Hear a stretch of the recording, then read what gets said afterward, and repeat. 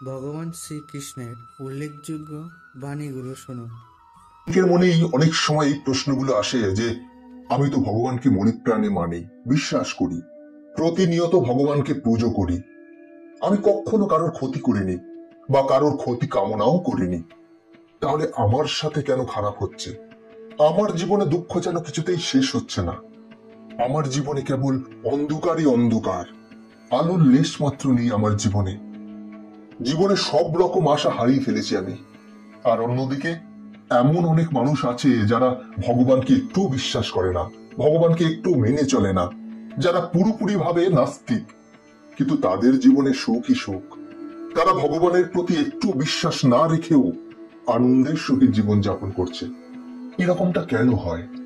কেন ভগবানকে দিনরাত ডাকা সত্ত্বেও আমাদের দুঃখ কষ্ট দূর হচ্ছে না? কেন ভালো মানুষেরাই বেশি দুঃখ পায়, বেশি কষ্ট পায়? কেন? শ্রীমদ্ ভগবত গীতা এবং একটি গল্পের মাধ্যমে এই প্রশ্নগুলোর উত্তর পাওয়া সম্ভব। তাহলে চলুন জেনে নেওয়া যাক। একবার ভগবান শ্রীকৃষ্ণ ও তার প্রিয় ভক্ত উদ্ধবকে সাথে নিয়ে ভ্রমণ করতে বেরোলেন। হাঁটতে হাঁটতে তারা অনেকটা দূর পর্যন্ত চলে যায়। সেই সময় শ্রীকৃষ্ণ একটা প্রাসাদ লক্ষ্য করলেন। তখন শ্রীকৃষ্ণ উদ্ধবকে বললেন, এতটা পথ চলতে চলতে আমার গলা শুকিয়ে গেছে, আমার খুব জল পিপাসা পেয়েছে, যদি সম্ভব হয় আমার জন্য একটু জলের ব্যবস্থা করো। উদ্ধবজি একটু এদিক ওদিক দেখলেন, তারপর কিছু খুঁজে না পেয়ে সেই প্রাসাদের দিকে হাঁটতে লাগলেন। প্রাসাদের বাইরে গিয়ে ডাকার পর এক ধনী ব্যক্তি সেই প্রাসাদ থেকে বেরিয়ে এলেন। উদ্ধবজি তখন তার কাছে জল চাইলেন। তখন সেই ব্যক্তিটি ভগবান শ্রীকৃষ্ণকে লক্ষ্য করলেন। তখন ধনী ব্যক্তিটি প্রাসাদের ভিতর প্রবেশ করলো এবং ভগবান শ্রীকৃষ্ণের জন্য জল নিয়ে আসলো। তারপর ভগবানকে তার প্রাসাদে আসার জন্য আমন্ত্রণ করলো, তাদের অনুরোধ করলো যাতে তারা প্রাসাদের ভিতরে যায়। ধনী ব্যক্তিটি তারপর খুবই যত্ন নিয়ে দুজনকে স্বাগত জানালো। তারপর ভগবান শ্রীকৃষ্ণ এবং উদ্ধবজি প্রাসাদের ভিতরে প্রবেশ করলেন। সেই লোকটি ভগবান শ্রীকৃষ্ণকে এবং উদ্ধবজিকে অনেক প্রকার খাবার খাওয়ার জন্য দিলেন। ওই ব্যক্তিটি স্বয়ং শ্রীকৃষ্ণকে তার সামনে দেখতে পেয়ে খুবই খুশি হলেন। ভগবানও সেই ব্যক্তির সেবা যত্ন পেয়ে খুবই সন্তুষ্ট হয়েছিলেন। তখন ভগবান সেই ব্যক্তিকে জীবনে অনেক বড় হওয়ার এবং উন্নতি করার আশীর্বাদ দেওয়ার পর তারা আবার বেরিয়ে পড়লেন। শ্রীকৃষ্ণ উদ্ধব কিছুটা এগিয়ে যেতেই তারা রাস্তার পাশে একটি কুটির লক্ষ্য করল। কুটিরটিকে দেখেই বোঝা যাচ্ছিল যে কুটিরটির অবস্থা খুবই খারাপ এবং এটা একটি গরিব মানুষের কুটির, আর এটা যে কোনো সময় ভেঙে পড়তে পারে। কুটিরটির সামনে একটি গরু বাঁধা ছিল, গরুটি তখন ঘাস খাচ্ছিল। ভগবান শ্রীকৃষ্ণ কুটিরটির দিকে লক্ষ্য করার পর তাকে দেখে দাঁড়িয়ে পড়লেন। তখন উদ্ধবজি ভগবান শ্রীকৃষ্ণকে জিজ্ঞাসা করলেন, এখানে কেন দাঁড়িয়ে পড়লেন? শ্রীকৃষ্ণ তখন বললেন, আমার খুব গলা শুকিয়ে যাচ্ছে, আমার জন্য একটু জলের ব্যবস্থা করে দাও। একথা শুনে উদ্ধবজি বললেন, এই কিছুক্ষণ আগেই তো আমরা ওই প্রাসাদ থেকে জল পান করে বেরোলাম।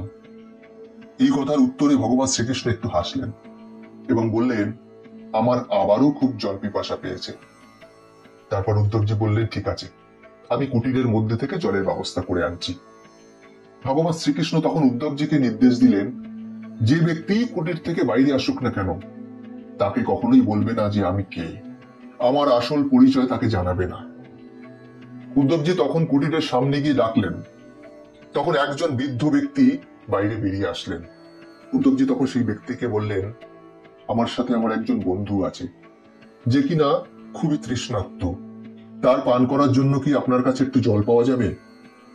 তখন বৃদ্ধ ব্যক্তিটি বললেন, আজ আমার শরীরটা একটু খারাপ ছিল, তাই আজকে আমি জল ধরার জন্য যেতে পারিনি, কিন্তু আপনি চিন্তা করবেন না, এই যে আমার গরুটিকে দেখছেন, এটি আমার জন্য আমার সবকিছু।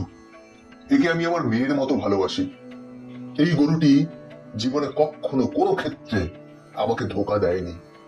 আমি আপনার জন্য জলের ব্যবস্থা তো করতে পারবো না, কিন্তু কিন্তু আপনি আমার অতিথি, আর আপনার গলা শুকিয়ে যাচ্ছে, তাই আমি এই মুহূর্তে আপনার জন্য দুধের ব্যবস্থা করে দিতে পারি। এই কথা বলা মাত্রই বৃদ্ধ ব্যক্তিটি গরুর থেকে দুধ বের করে দিয়ে দিলেন। ভগবান সেই দুধ পান করলেন এবং কিছুটা পথ এগিয়ে যাওয়ার পর তাকে আশীর্বাদ দিলেন যে তার এই গরুটির যেন তাড়াতাড়ি মৃত্যু হয়ে যায়। আর গরুটির যেন পরবর্তীকালে মানুষ রূপে জন্মগ্রহণ করতে পারে।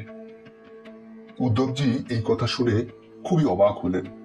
তখন তিনি ভগবান শ্রীকৃষ্ণকে বললেন, প্রভু, নিঃসন্দেহে দুধ গরুটিই দিয়েছে, কিন্তু দুধ তো ওই বৃদ্ধ ব্যক্তিটির ইচ্ছার দ্বারাই পাওয়া গেছে। তিনি যদি না চাইতেন তাহলে দুধ কি পাওয়া সম্ভব হতো? তার দ্বারা সেই মুহূর্তে যা করা সম্ভব ছিল তিনি তাই করেছেন, তাই দিয়েছেন। ওই বেচারা মানুষটা তো এটাও জানতো না যে সে কার জন্য দুধ দিয়েছে। আপনি যা চেয়েছেন তার থেকে বেশি সে করেছে। আগের ব্যক্তিটি তো ধনী ছিল, আর আপনি তাকে আরো সুখী হওয়ার, আরো উন্নতি করার আশীর্বাদ দিয়েছিলেন। কিন্তু এই গরিব ব্যক্তিটির কাছে শুধুমাত্র একটি গরুই আছে। আপনি গরুটার ভালো করার জন্য মানুষ জন্ম দিয়ে দিলেন। কিন্তু প্রভু, ওই বৃদ্ধ ব্যক্তিটির কি হবে? তিনি নিজেই তখন বললেন যে গরুটি তার মেয়ের সমান। তাহলে তার থেকে তার গরুটি কিনে নেওয়ার আশীর্বাদ কেন দিলেন? ভগবান শ্রীকৃষ্ণ এই কথা শুনে একটু হাসলেন এবং তারপর বললেন, এই ব্যক্তি মন থেকে আমার চিন্তা করে, আর এই ব্যক্তি মুক্তির অনেক কাছে পৌঁছে গেছে। কিন্তু গরুটির প্রতি তার যে ভালোবাসা রয়েছে, তার জন্য সে সংসারের মোহমায়ার থেকে বাইরে বেরিয়ে আসতে পারছে না। নিঃসন্দেহে ব্যক্তিটি তার গরুর মৃত্যুর জন্য দুঃখ পাবে, কিন্তু পরবর্তীকালে সে মুক্তি লাভ করবে। ভগবান আরো বললেন, আমার আশীর্বাদ সে কি চায় তার উপরে নির্ভর করে না, বরং তার জন্য কোন জিনিসটা জরুরি তার উপর আমার আশীর্বাদ নির্ভর করে। শ্রীমদ্ ভগবত গীতার 7ম অধ্যায়ের 13 নম্বর শ্লোকে শ্রীকৃষ্ণ বলেছেন, 3টি গুণের দ্বারা মানুষ সংসারে মোহিত হয়ে আছে। এই জন্য মানুষ 3 গুণের বাইরে গিয়ে প্রভুকে অর্থাৎ ভগবানকে জানতে পারে না।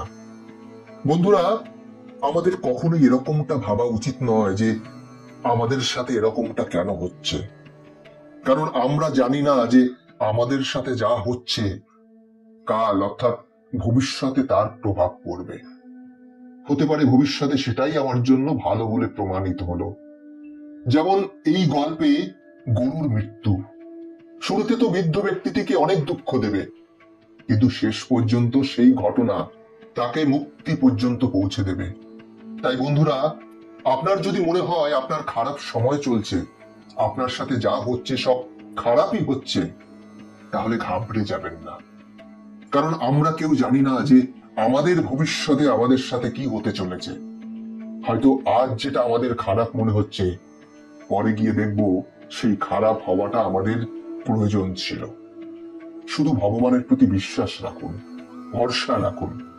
তোমাদের যদি এই ভিডিওটা ভালো লাগে থাকে তাহলে অবশ্যই একটা লাইক করে দাও, আর এইরকম ভিডিও পেতে গেলে আমাদের সাথে থাকো।